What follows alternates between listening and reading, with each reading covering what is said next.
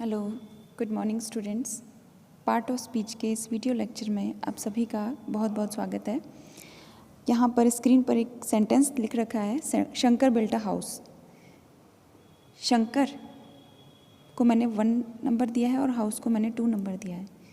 क्योंकि ये दोनों ही नाउन हैं, अपन नाउन सेक्शन समझ चुके हैं, इसलिए मैंने सोचा कि क्यों ना थोड़ा सा हम टेस्ट करें अपने आप को।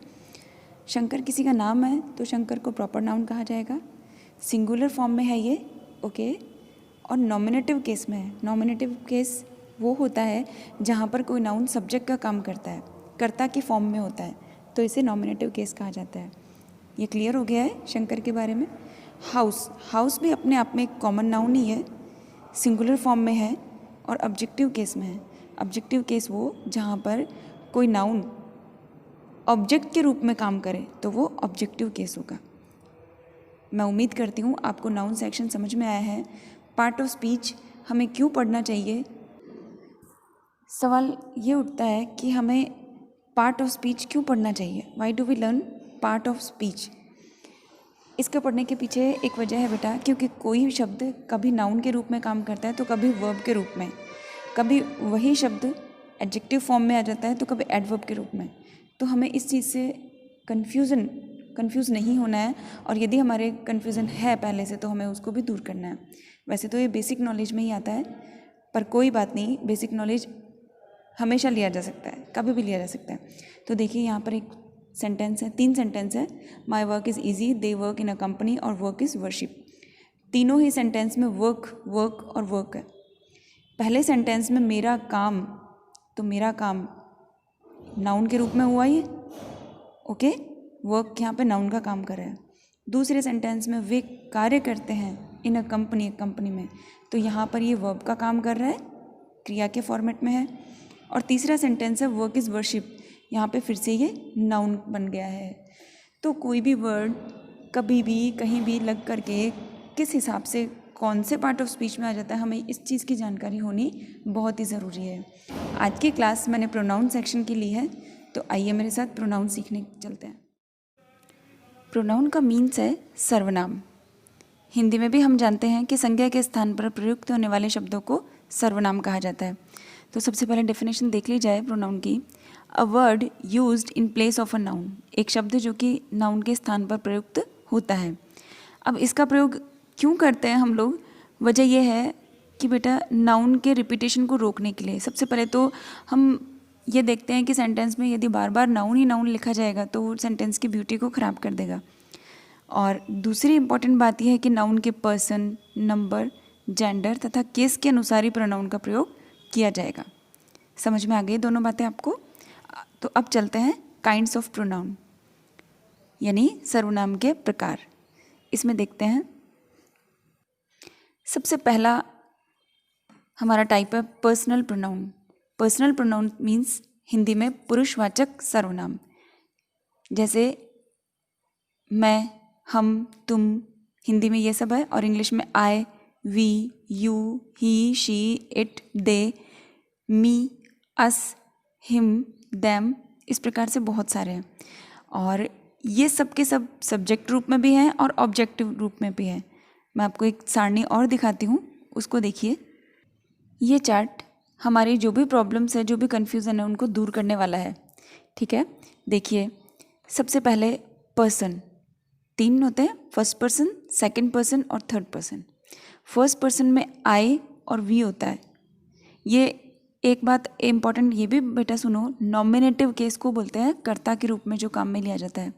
ऑब्जेक्टिव केस को बोलते हैं जो ऑब्जेक्ट के रूप में काम में आता है, यानी कर्म के रूप में। और पजेसिव्स होते हैं 2 प्रकार के, एक पजेसिव एडजेक्टिव्स और एक पजेसिव प्रोनाउंस, ठीक है। आपको इस चार्ट को देखने से बहुत सारे कन्फ्यूज़न क्लियर होंगे। तो फर्स्ट पर्सन में आई और वी आते हैं। आई का ऑब्जेक्टिव केस बनता है मी, यानी मैं, मुझको, हम सबको, ठीक है। यू जो कि सेकंड पर्सन में शामिल है, यू का ऑब्जेक्टिव केस भी सेम यू ही है और यू का नॉमिनेटिव केस भी यू ही है। अब आते हैं अपन थर्ड पर्सन में। थर्ड पर्सन में ही, शी, इट और दे, यदि कोई नेम आता है तो वो भी इसमें इंक्लूड किया जाता है। ही का हिम बनता है ऑब्जेक्टिव केस, यानी कि यदि ही कर्ता में है और उसी को हमें ऑब्जेक्टिव केस में यानी ऑब्जेक्ट के रूप में काम में लेना है, कर्म के रूप में, तो हिम बनेगा। शी को हर के रूप में लिया जाएगा, इट का इट ही रहेगा, दे का दैम हो जाएगा। ऑब्जेक्ट जानते हो ना बेटा, सब्जेक्ट, वर्ब और ऑब्जेक्ट, ठीक है। ऑब्जेक्ट वो होता है जो कि वाक्य का कर्म कहलाता है। अब चलते हैं आगे, पजेसिव एडजेक्टिव्स। पजेसिव दो प्रकार के होते हैं, एक पजेसिव एडजेक्टिव्स और एक पजेसिव प्रोनाउंस। ये सारे केस हैं, nominative case, objective case, possessive adjectives और पजेसिव प्रोनाउन, 3 केस हो गए, ठीक है। पजेसिव एडजेक्टिव्स में आता है मेरा, हमारा, तुम्हारा, उसका, उसका, इसका, उनका। इंग्लिश में my, our, your, his, her, its और देयर, ठीक है।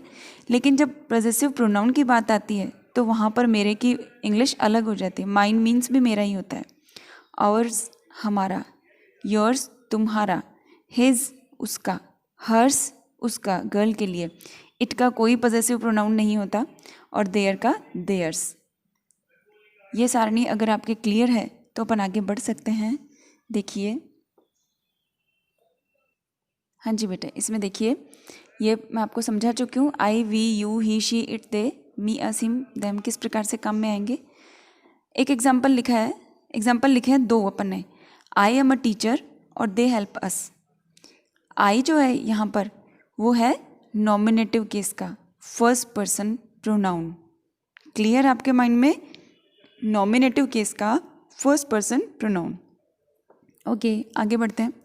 दे हेल्प अस, यहाँ पर दे नॉमिनेटिव केस का थर्ड पर्सन प्रोनाउन है।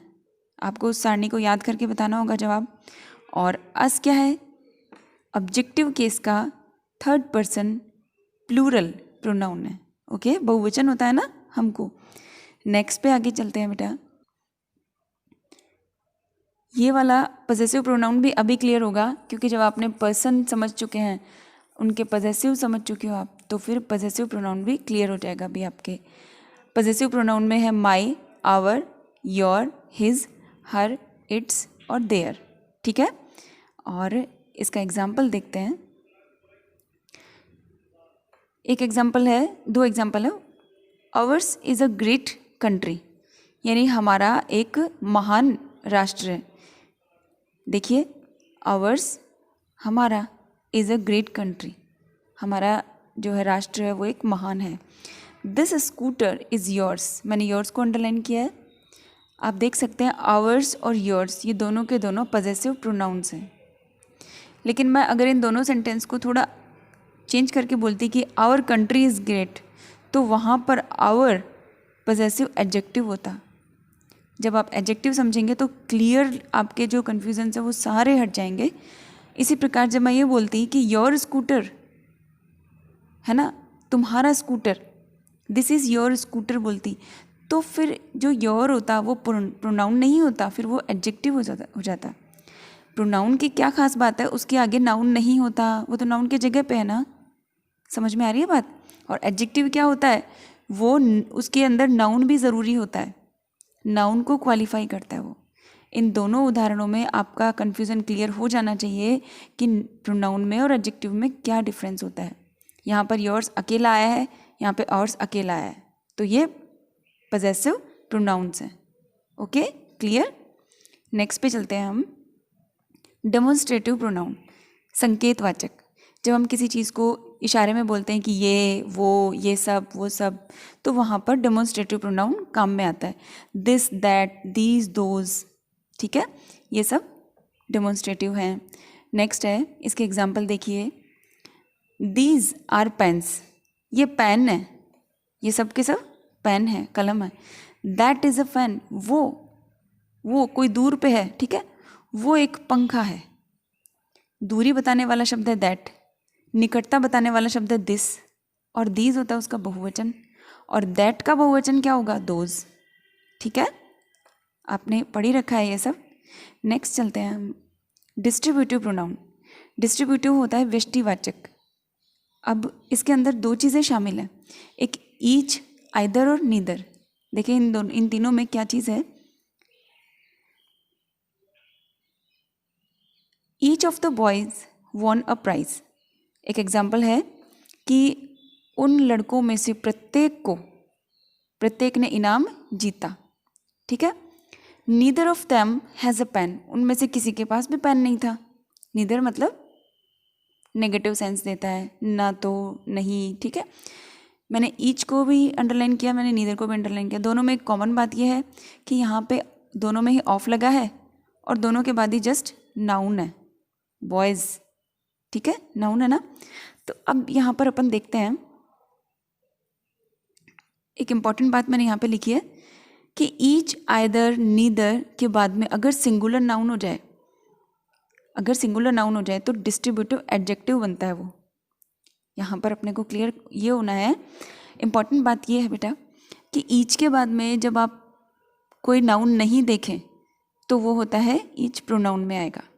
और यदि ईच के बाद में कोई नाउन देख लेते हैं, जैसे आपने ईच बॉय देख लिया, कहीं लिखा हुआ ईच बॉय, तो ईच किस में है? एडजेक्टिव में है, क्योंकि वो बॉय की क्वालिफाई कर रहा है, बॉय के बारे में और एक्स्ट्रा जानकारी दे रहा है। नीदर पर्सन, मान लीजिए नीदर पर्सन लिखा हुआ है या नीदर बॉय लिखा है, नीदर गर्ल लिखा है, ठीक है, तो ये सबके सब नाउन हुए ना। अब नीदर क्या हुआ? अब ये डिस्ट्रीब्यूटिव एडजेक्टिव हुआ। लेकिन अगर ईच ऑफ द बॉयज़ लिखा है, प्लूरल नाउन आ रहा है और ऑफ भी आ रहा है, इट मीन्स ये दोनों के दोनों डिस्ट्रीब्यूटिव प्रोनाउन होंगे, ठीक है, ध्यान हो गया आपको, ये दोनों डिस्ट्रीब्यूटिव प्रोनाउन होंगे। Okay, is that clear? Next पे चलते हैं। 4 हम कर चुके हैं, 5वें नंबर का है रेसिप्रोकल। मेरे साथ बोलिए, रेसिप्रोकल। रेसिप्रोकल को हिंदी में कहते हैं परस्पर संबंधवाचक, ठीक है। अब एक दूसरे का संबंध बताएगा ये एक दूसरे के साथ में। ईच अदर, वन अनदर, यानी एक दूसरे के साथ में। जब दो व्यक्तियों के बीच में एक दूसरे के लिए बोलते हैं ना, तब ईच अदर आएगा, और दो से ज़्यादा के लिए बोलेंगे तो वन अनदर आएगा। एग्जाम्पल में आपको क्लियर हो जाए। The 2 rivals hated each other. सबसे पहला सेंटेंस है द 2 राइवल्स, दोनों प्रतिद्वंदी, दोनों विरोधी, हेटेड नफरत करते थे, ईच अदर एक दूसरे से। कितने लोग हैं यहाँ पे? 2। गुड। तो 2 लोगों के होने के क्रम में ईच अदर आएगा। क्लियर हुआ आपके माइंड में? नेक्स्ट सेंटेंस है वी मस्ट ऑल ट्रस्ट, हम सबको विश्वास करना चाहिए, वन अनादर, एक दूसरे पर। अर्थ इसका भी एक दूसरा ही है, लेकिन ये किसके लिए आया है? सब लोगों के लिए, एक से ज़्यादा के लिए, 2 से ज़्यादा के लिए आया वन अनादर। जब 2 व्यक्तियों में होगा तो ईच अदर, 2 से ज़्यादा होगा तो वन अनादर। देखिए यहाँ पर ये बात क्लियर भी है, each other, one another, each other 2 के लिए और वन अनदर मोर देन 2 के लिए। नेक्स्ट हमारा प्रोनाउन है रिफ्लेक्सिव प्रोनाउन। मेरे साथ बोलना है आपको, रिफ्लेक्सिव प्रोनाउन, निजवाचक सर्वनाम। कई बार हम देखते हैं कि तुमको खुद को करना है, ठीक है, मुझे खुद को करना है, आवर सेल्व्स, हम सबको करना है, हम सबके लिए, योर सेल्फ, तुम सबके लिए। एक बार इनको देख लेते हैं। हिम सेल्फ यानी उसको खुद को।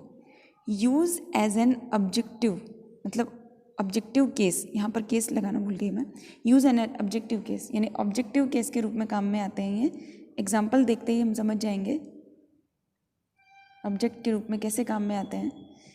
एक एग्जाम्पल, 2 एग्जाम्पल आपके सामने हैं, देखिए। आई एन्जॉयड माई सेल्फ, मैं खुद को इन्जॉय करता हूँ, यानी खुद को, मैं स्वयं को, ठीक है। ही हर्ट्स हिमसेल्फ, वो खुद को चोट पहुँचाता है, वो खुद को नुकसान करता है, ठीक है। हिमसेल्फ, यहाँ पर ये दोनों ही ऑब्जेक्ट के रूप में काम में आ रहे हैं, ठीक है। ध्यान रखिए, रिफ्लेक्सिव प्रोनाउन हमेशा ऑब्जेक्ट के रूप में ही काम करेगा।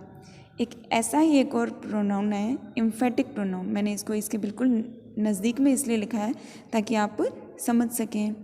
एम्फेटिक प्रोनाउन दबाव सूचक सर्वनाम। यहाँ पे भी myself, ourselves, yourself, himself, ये सब काम में आते हैं, लेकिन फ़र्क इतना है कि ये सब केवल जोर देने के लिए होते हैं। एम्फेसिस मतलब जोर देना, एम्फेसिस का मीन्स हुआ जोर देना। एग्जाम्पल देखते हैं, सेंटेंस में देखते हैं। The house itself is good, घर खुद अच्छा है, ये घर अपने आप में अच्छा है, ठीक है। आई माई सेल्फ, मैं स्वयं यानी मैंने खुद ने पेंट किया द वॉल को। आप जोर देने के लिए जब बोलते हैं ना कि मैं खुद, एक तो सेंटेंस पिछला था जो कि आपने ये देखा था कि आई इंजॉयड माई सेल्फ, मैं अपने आप में आनंद लेता हूँ। ही हर्ट्स हिमसेल्फ, वो खुद को ही हर्ट करता है। लेकिन दूसरा सेंटेंस हमारे सामने ये था कि the house itself is good, घर अपने आप में बहुत अच्छा है, ठीक है। मैं खुद को यानी मैंने खुद नहीं, मैंने स्वयं नहीं, जोड़ दिया मैंने यहाँ पे, पेंट किया वॉल पे, दीवार पे मैंने खुद ने ही पेंट किया है। ओके, नेक्स्ट पे चलते हैं, आप लोग नोट पे करते जाइएगा बच्चे। 8वें नंबर का सर्वनाम आता है इंडेफिनिट प्रोनाउन। इंडेफिनिट को हिंदी में कहते हैं अनिश्चयवाचक, जहाँ पर निश्चय नहीं है, ठीक है। जैसे everybody, somebody, nobody, all, anybody, one, few, other, some, कई सारे होते हैं। इन सब में कोई निश्चित व्यक्ति नहीं है। जब कोई निश्चित व्यक्ति ही नहीं है तो फिर हम किसके लिए कोई बात कहें, वो सब पे लागू हो जाती है या फिर किसी के लिए भी हो सकती है। एवरीबडी, समबडी, नोबडी, ऑल, इस टाइप के जो भी वर्ड होंगे वो सब के सब इंडेफिनिट प्रोनाउन कहे जाएंगे। एग्जाम्पल देखते ही आपको समझ में आ जाएगा। देखिए 2 एग्जाम्पल है, 2 सेंटेंस है। All that glitters is not gold, हर चीज़ यानी सब कुछ जो चमकती है वो सोना नहीं होती है। ये एक सूक्ति है, एक अच्छा इडियम है कि जो हर चमकती चीज़ सोना नहीं होती। तो यहाँ पे मैंने ऑल को लाइन किया है, ठीक है। अब ऑल में सब कुछ आ गया तो कोई स्पेसिफिक बात नहीं है, तो ये कौन सा प्रोनाउन हुआ, इंडेफिनिट प्रोनाउन हुआ, ठीक है। नेक्स्ट सेंटेंस है everybody should love his country, प्रत्येक व्यक्ति को अपने देश से प्रेम होना चाहिए, हर एक व्यक्ति को अपने देश से प्यार करना चाहिए। तो यहाँ पे एवरीबडी जो है वो क्या है, प्रोनाउन है, इंडेफिनिट प्रोनाउन है, अनिश्चयवाचक सर्वनाम है। समझ आ रहा है बेटा? नेक्स्ट पे चलते हैं, रिलेटिव प्रोनाउन।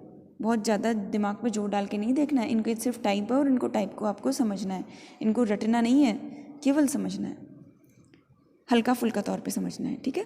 रिलेटिव प्रोनाउन का मतलब होता है संबंधवाचक सर्वनाम, ऐसा सर्वनाम जो कि संबंध बताता है। सबसे इम्पॉर्टेंट, बहुत इम्पॉर्टेंट है, ध्यान दे के समझिएगा। हु, हुम, हुज, विच, दैट, ज़्यादातर में ये सब चीज़ें आती हैं। हु माने कौन, हुम यानी किसको, हुज मानी किसका, विच मानी कौन सा, दैट माने कौन या जो। लेकिन यहाँ पर इस रिलेटिव प्रोनाउन में इन सभी का अर्थ बदल जाता है और वो हो जाता है जो। ध्यान से सुनिएगा, ये पूर्वगामी नाउन या प्रोनाउन की ओर संकेत करते हैं और कंजंक्शन के रूप में भी काम करते हैं। एग्जाम्पल समझते ही आपको बात क्लियर हो जाएगी। देखिए सेंटेंस अपने हैं 3 हैं। Raman is the boy who came here, यहाँ पर मैंने एक सेंटेंस लिखा, रमन एक लड़का है जो कि यहाँ आया है, जो आया था। एक लड़का रमन है जो कि यहाँ पे आया था। अब यहाँ पे हु का मतलब कौन तो नहीं हुआ ना, यहाँ पे हु का मतलब क्या हुआ, जो। और ये जो है वो किसके लिए आया है, बॉय के लिए। और ये बॉय कौन है, रमन है। समझ में आ रहा है? Raman is the boy who came here, यहाँ पे ये कंजंक्शन का भी काम कर रहा है और रिलेटिव प्रोनाउन भी है। रिलेटिव प्रोनाउन क्यों है, क्योंकि इस रमन के बारे में, रमन के स्थान पर ये आ गया है, ठीक है। मैं अगर यहाँ पे रमन लिखती तो सेंटेंस गंदा लगता, अच्छा नहीं लगता, तो मैंने यहाँ पे हु लिखा, सेंटेंस की ब्यूटी बढ़ गई। ठीक इसी तरह नेक्स्ट सेंटेंस है, दिस इज़ द हाउस, ये वो घर है, विच आई वांट, जिसे मैं चाहती हूँ, ठीक है। तो यहाँ पे जो विच आया है वो क्या है, रिलेटिव प्रोनाउन है। किसके लिए आया है, हाउस के लिए आया है। ओके, क्लियर है। तीसरा सेंटेंस है, the man that works hard succeeds, व्यक्ति यानी कि आदमी जो कि काम करता है, यानी हार्ड यानी कठिन मेहनत करता है, वो सफल होता है। तो यहाँ पे दैट को आप देख रहे हो तो दैट क्या है, रिलेटिव प्रोनाउन है। किसके लिए आया है, जस्ट अपने पहले वाले वर्ड के लिए आया है, द मैन के लिए। ये सभी अपने पूर्वगामी शब्दों के लिए आए हैं। हु केवल व्यक्तियों के लिए आता है, पर्सन्स के लिए। विच व्यक्तियों के लिए भी आ सकता है और निर्जीव वस्तुओं के लिए भी आ सकता है। और दैट जो है वो सबके लिए आ सकता है, बिल्कुल भी कंफ्यूज नहीं होना आपको। दैट सब के लिए आ सकता है, विच निर्जीव सजीव दोनों के लिए आता है, और हु केवल व्यक्तियों के लिए ही आता है। नेक्स्ट में चलते हैं, अगला है हमारा इंटेरोगेटिव प्रोनाउन। इंटेरोगेटिव कौन, प्रश्नवाचक। क्लियर है, शब्द से ही आपको समझ में आ रहा होगा। हु, व्हाट, विच, whom, इस तरह के जो शब्द होंगे वो सब इंटेरोगेटिव प्रोनाउन में आएंगे। सेंटेंस देखते हैं इनके। Who gave you this pen? किसने दिया तुमको ये pen? Who gave you this pen? Which is your book? तुम्हारी बुक कौन सी है? ठीक है, एक चीज़ नोट करना बेटा, who और which ये दो मैंने एग्जाम्पल लिए हैं, दोनों के बाद में कोई नाउन नहीं आ रहा ना। यदि कोई नाउन नहीं आ रहा है तो ये क्लियर प्रोनाउन है, लेकिन यदि इनके जस्ट बाद कोई नाउन शामिल कर लिया जाता है तो ये एडजेक्टिव बन जाते हैं। एडजेक्टिव की क्लास में आपको बिल्कुल क्लियर होने वाली हैं सारी चीज़ें, लेकिन प्रोनाउन को और नाउन को ढंग से समझना बहुत ज़्यादा ज़रूरी है। ठीक है, नेक्स्ट आखिरी हमारा प्रोनाउन बच गया है जो एक्सक्लेमेटरी होता है। विस्मय यानी अचानक से कोई इमोशन आया हमारे अंदर और हमने अचानक से उसको शो कर दिया। जब हम कोई सडन फीलिंग या इमोशन को शो करते हैं तो वहाँ पर एक्सक्लेमेटरी प्रोनाउन होता है, to show sudden emotion. Example है वाओ, ओ, व्हाट। ठीक है, देखते हैं अब इसके एग्जाम्पल। एक छोटा सा एग्जाम्पल लिखा है इसका, ज़्यादा कुछ नहीं है। Wow, it is very interesting. Wow, अचानक से कोई चीज़ अच्छी लगी आपको और रुचिकर लगी तो आपने बोला wow it is very interesting, बहुत ही रुचिकर है ये। तो ये वाओ क्या है, एक्सक्लेमेटरी प्रोनाउन है। काफ़ी सारी चीज़ें इनमें एडजेक्टिव में भी शामिल होंगी, लेकिन अगर किसी बच्चे को एक चीज़ पता है अच्छे से कि हाँ ये चीज़ एडजेक्टिव में है और ये चीज़ प्रोनाउन में है, तो वो बच्चा बिल्कुल क्लियर हो जाता है, अपने माइंड में एकदम स्पष्ट हो जाता है कि मुझे क्या लिखना है।